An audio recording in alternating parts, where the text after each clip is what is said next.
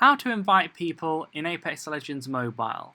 First of all, click the left hand side of the home screen where you'll either see people's avatars or a little person icon with a plus in it. That'll bring up this screen here where you'll want to find the person's profile, then click the little plus button to the right hand side of the person's profile. Then it should say invite sent successfully, then have that little spinning timer icon there. Then they can either decline, as you can see there, or accept, and then they'll join the lobby like this. So that's how the lobby will look once someone's joined the game. And then if you want to invite like friends, for instance, because I did recommended there, click back on there, and it's the same type of thing with the recommended that we just did before. As with the recent players as well, it'll go through an order of the most recent players.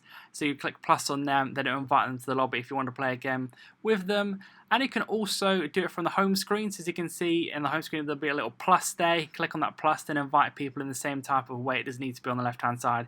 Because if someone's in the lobby, there's two people there, and you can play with two people and also play with three people as well, like that. Then as soon as that's done, you can click play and join the game. So leave a like on the video and subscribe for more helpful videos.